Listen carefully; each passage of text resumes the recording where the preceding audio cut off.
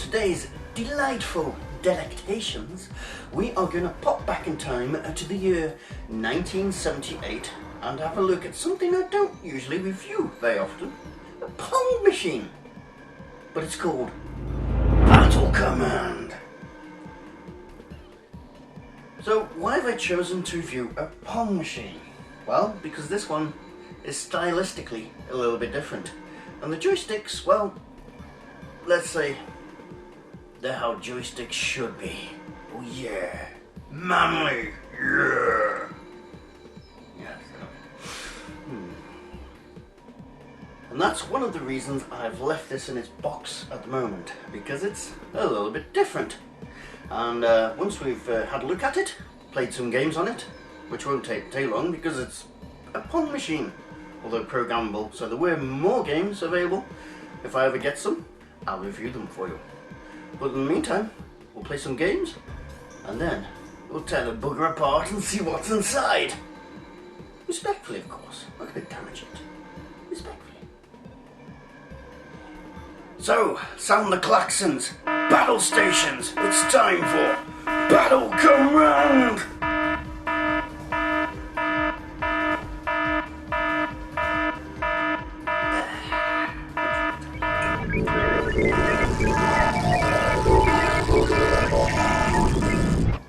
Right, and here's the beauty herself in the skin, or at least in the box.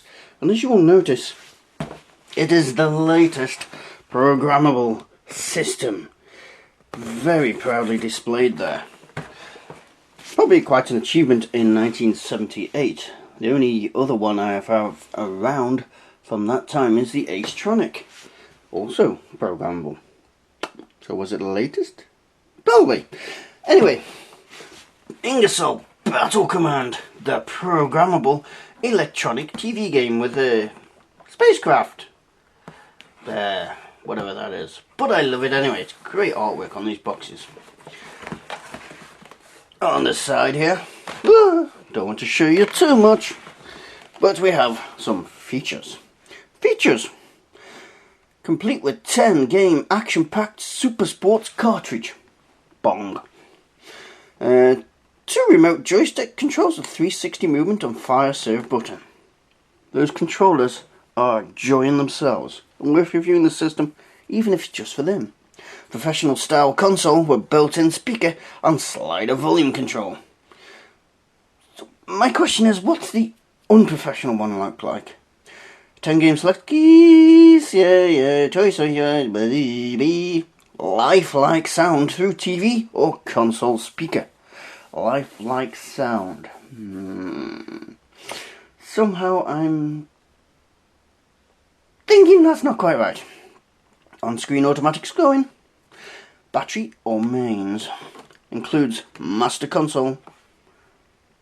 2 remote control joysticks. Makes it sound like they're wireless, doesn't it? And the cartridge. On the back,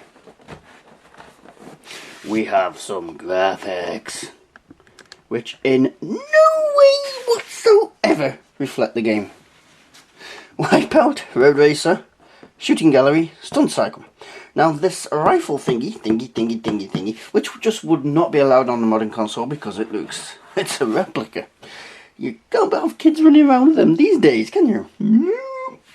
That comes with a separate game, which I don't have, so I don't have that. Don't want to see too much of that, do we? I've seen it already. Anyway, with Battle Command you'll never run out of fun. Obviously somebody did, because they sold it. Another false claim. Just plug in a new cartridge and get set for action. Battle against your opponent or the clock. What has the clock ever done to you? How would you want to shoot a clock? Anyway, be a sharpshooter or a racing driver. The choice is all yours, and the more cartridges you have, the more fun you'll have. So if you have less cartridges, you'll have less fun because those cartridges must be boring. Don't think I meant to say that. And this side, same as the other side. So, let's get to the nitty-gritty guts. Is that on full zoom? There we go. Right. Inside, we have an inside. Technologically advanced that, having an inside on the inside. Anyway, we have some bubble wrap. No, thingy stuff. Don't think that's original. Here we have the cartridge itself. The Ingersoll Super Sport cartridge. The only cartridge I have for it. Don't know how many others were released, because it is extremely difficult to find any information on the system whatsoever. But there's the cartridge itself, showing you the different games, which are, yes, generic, apart from Target 2 and Target 1. This could be interesting as it didn't come with a rifle, so I'm imagining that that is controlled from joysticks. Refer to detailed game instructions, this side toward the player. Ow! Made in Hong Kong, Hong Kong!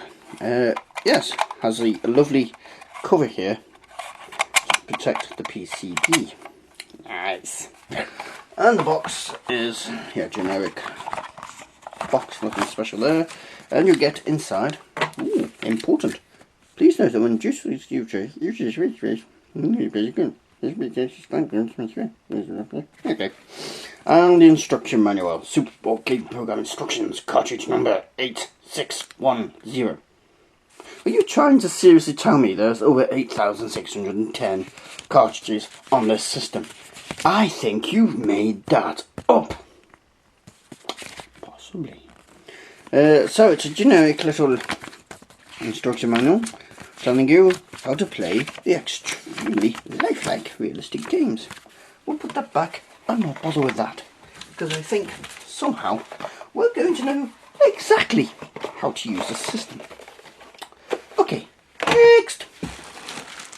Power controller, TV game mains adapter, maybe original. Cool. Or has it got multi-adapter on the bottom? Probably not. But it works. That's the main point. Okay, the joysticks on there are two. And they're getting bagged. Don't know if these are original bags, probably not. But they're here. And they are awesome. This is how joysticks should be made. Atari, if you are still in existence, you should take note. But you're not, so don't. Okay. These are... oh. Yeah, you can even hear that rubber as it moves around. Loads of feedback on that. The only problem is the case sort of... this bezel sort of moves a bit with it. It's that awesome and that powerful. The whole bezel moves and the little fire button. Which is nothing to write home about, but it does its job. Going to this little lead here, so if you lose these, you're basically screwed. There are obviously do's of them. Do. If you don't know any French. Right. Probably I don't anyway. So let's get to the main system, shall we? And yes, it still has its original inserts. Eee. Okay, let's remove original inserts. And what we have, if I remove it from its condom, anyway, yes, I just say that, yes I did. Its cable out is a rather good condition clock radio. No, we have the main console itself, which does look like a clock radio. If you put it face on like that, it could be straight out of a car with a tape deck. Spot the inspiration on the design. So, on here we have volume control, which feels well made. It's got good, nice and, yes, very heavy, well made. The buttons, so we have left, team, right, confused already, and we've got professional there, and amateur. So that's going to control bat size and ball speed. And you have auto and manual serve. Power off and power on. Reset button and game selector. 10 games can be selected on each of your quality cartridges. So let's have a look around this thing. Left player on the left. Makes sense. Back. Now, particulars, power cord coming out, and on the right we have the power input DC 9 volts, and the right player port. On the bottom, we have evidence. This was passed quality control by Jay in 1978, so 30 odd years ago. If you're watching this after it's just soon after it's made, but 30 odd years ago, Jay made this. And there we go, there's some details, and sound adjuster, and a battery compartment for those who are wealthy enough to put batteries in this, because it takes, what does it take? Power source. 6 HP 11s.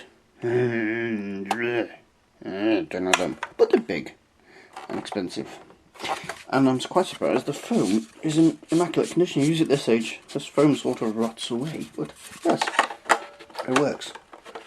So, get on there. So there we go, that's the console. Let's go and see how it performs on the TV. Yay! Right, here we are with the generic game that starts up, and this is the second time I've recorded this because a parcel just came unexpectedly through the door at the same time, so in the video. But anyway, yes, just started this up, and the TV tends to lose it if you switch it off, so I'm just starting it with it already going. Now, this is the generic game that starts as you start, if you see what I mean. And for its age, it's got a very good signal coming out of it. Remember, at the time of recording, this is the 34-year-old system. If I press reset, you'll notice that the sound on the TV, I'll just let it run just to show you the sound. If I mute the TV, sound comes out of the machine itself. So it's a dual system, and it can go quite loud. We can switch it right down, and it comes quite loud if you want. And for originality, I think we're just going to leave the sound on the console. Okay, let's start at the beginning, shall we? Squash. Yes, unlike most consoles, this one starts with squash, and it is actually. Woo. The bats are very responsive, but there is, I will show you in a bit, there's a bit of inconsistency in them. But I do like on this this version of squash how the ball changes to show you which bat should be hitting it. That is very good. That is very good, much as good as. We can change it to professional, which just shrinks the bats there, and we change the ball speed. I've already had it on fast, oops, that's manual. I've already had it on fast there, so that's slow, and that's fast, apparently. Okay, let's go to the next game, which is one of my favourites on the Pong machine. Sorry, there's only me here, so I'm playing with myself. There we go. This is my favourite sort of game on a Pong machine. It's, what's it officially called? Hockey! Yes, hockey. Although this one thing that does spoil it is you've got two bats, and there's no option to get rid of those two bats for just have one bat, which I prefer. But there we go, it's not a bad version. One criticism of it is that the other machines have better gameplay because this does not change speed on the ball as you're playing. Unfortunate, but there we go. Right, tennis. Oh, no. There we go. Tennis. Yeah, generic tennis. The only difference between this and other versions is you've got a line down the middle. Can't cross it, nope. Full range of motion on this one. And for some reason, not serving. Oh, I've run it. Free for end of game, that's why. There we go. Right. Anyway, that's tennis. Target. This is a strange one. This is basically shooting at the dot. Auto. It's a bit strange on the serving because sometimes it does it, sometimes it doesn't. Oh, there's another one. Well, that's getting awkward up there. Right. And you've got to be extremely accurate to hit it. When you sit in its path and... There we go, got one. If you're millimetres out on your timing, nanoseconds out on your timing, it's not yours. But I can imagine after a few drinks, this is quite fun. May have to play this against Pink Fluffy sometime after drinkies. I can see that happening. Oh yes, matron. Right, next. That's target 1. Target 2 is 5, which just gives you a solo controller there, so not much different there. Number 6 is basketball. This is on the fast setting as well, so that is that's on the fast setting. Fast setting and slow setting appear to be this. Oh, okay, spoke too soon. I stand corrected, or even sit corrected. Go, come on. So, there we go. So it appears it does speed up. Let's have a look.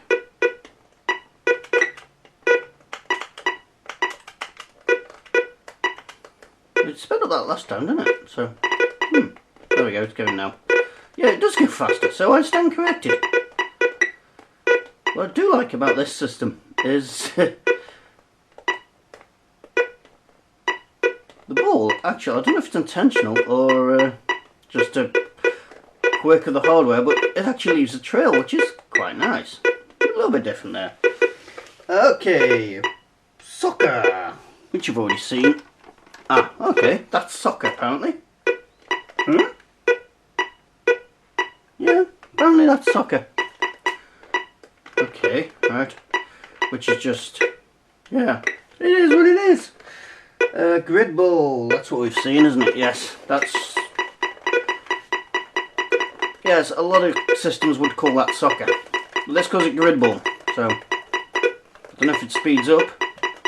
I've never seen it speed up. Oh, a little quirk there. Okay, basketball practice, number 9. Yeah, that's just solo. The strange thing is, the right on this one, the right-hand player is the solo player instead of left, which is what you usually find on most systems. But this controller, I don't know if it's a quirk of this controller, but it can't get to the bottom of the screen, so I think this one needs a bit of adjustment. And the last game is tennis practice. Sorry, squash practice. I stand corrected. Once again, it's on the right-hand controller. On the right-hand controller, cannot get to the bottom. Seems to be having a few electrical glitches here as well. So there we go. That's the games. That might be this cable coming up against this here. Yes. So that's the games. Nothing spectacular. Nothing too upsetting. Let's go and have a look inside it, shall we? Oh yeah. Right, and now as our segment for the more technically minded or just technically curious people, because we're gonna tear it apart. Nicely. I'm not gonna destroy it. So, I'm gonna have a look inside. I'm going to try and explain what I can, with what limited knowledge I have. But, for those who do know these sort of things, might be interesting for you. So, we'll start by taking apart the console, which has some very deeply embedded screws. So, here we go. Wish me luck.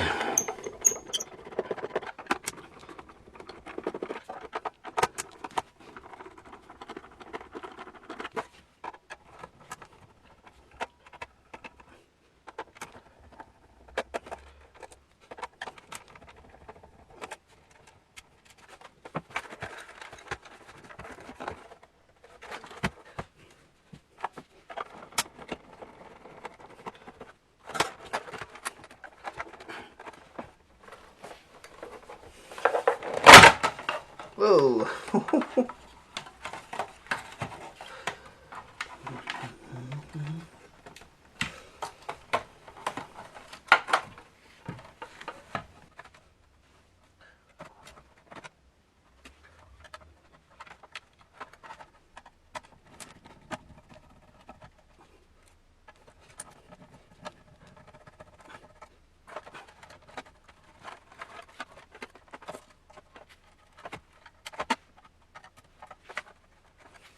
And that is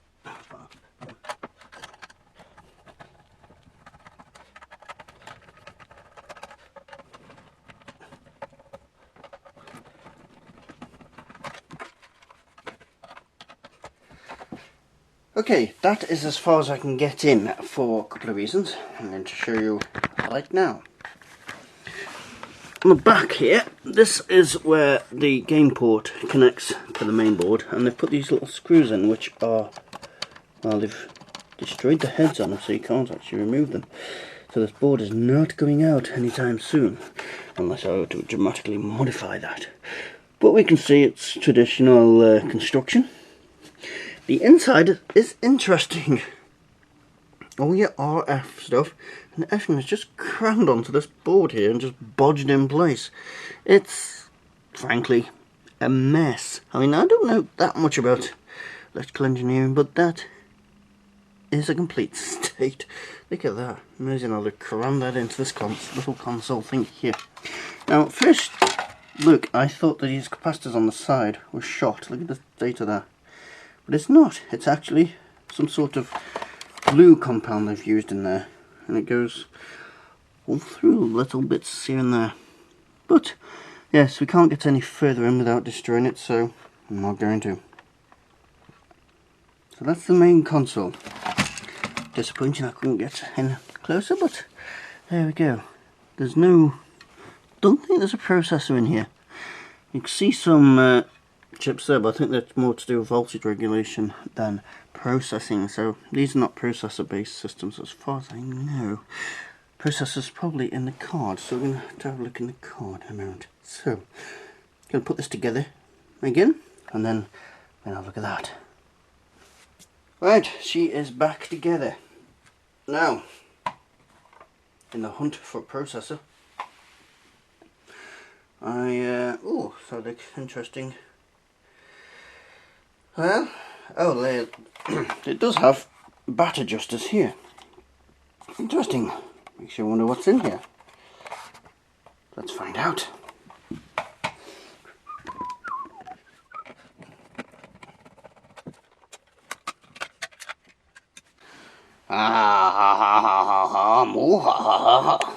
We find the processor. And quite corroded things there. We have to clean them up. So this looks like the EEPROM or processor, which contains the game. There she is, and AY38610. If I find any information on that, it will be appearing on the video now. Very simple construction. A couple of capacitors. A couple of resistors. That's about it, really. Double-sided board. Oh, with a little. Oh, they're the adjuster pots for the bat. So the adjusters are just variable resistors, if I'm right. There you are. Going through to there. And that's it. Very simple construction. No date marks, really. Date mark there. But that's the card. That's where the game's stored. I think it's an EEPROM, actually. Yes, it looks like an EEPROM. So there must be some kind of processor somewhere. Unless this contains the whole thing. I do not know. Somebody will know. Let me know. Okay, thank you. Right, time for the joystick. Yeah. Right, cartridge is back together. So, here we go. Hopefully it's just this one screw. Let's see what is in this beast.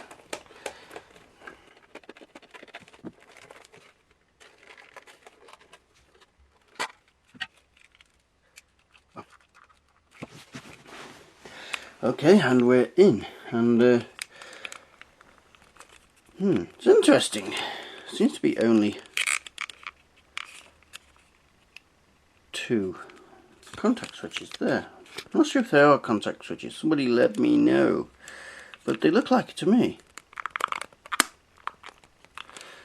And let's have a look on that brushes. Is that moving? Yes, but inside it appears to have a rather extravagant thing. So if you push it forward, it goes to that one. Push it back, it goes. Oh, I'm not quite sure how that's working. Something different in there. No wonder it's got all this weird feedback. Can't quite see what it's pushing against in there, so. Can we strip this further? No, not really, because it's all soldered. and if I were, I would be breaking it. So, yeah, so some sort of... Hang on. Are they potentiostats in there? Are they variable resistors it's working on? And those little grooves? I do not know. Interesting. Looks like variable resist. Those sliding things are variable resistors in each direction. So as it moves, those metal provide different levels of resistance, and same in that axis. Can't see on camera, but there's a shaft going down there. I like that word, shaft. There's a shaft going down there. And I think that's how it's working. That would explain why there's just two of them there. Interesting. Yes. If you do know, 3 connections on each one, and one going to that side, joining those two together. 2 that don't appear to be in use. On the fire button. Old looking, hand soldered. Nice. So there we go. Let's put this back together. And there we go. Hang on. Be right back. So, the 1978 Ingersoll Battle Command. Yes, a nice little system. Has its advantages, has its disadvantages. It's worth getting just for these joysticks because they are nice. Plus it's a good looking system. But if you want a Pong machine, get yourself an Atari 2600 and buy Pong for it. If you don't want any other systems, then this one, yes, I can recommend this one as a single system. It has its limitations, but it's stylish, it's small, and it's got really good joysticks. So, let me know what you think. Have you ever owned one of these? If so, tell me all about it. Thank you all very much.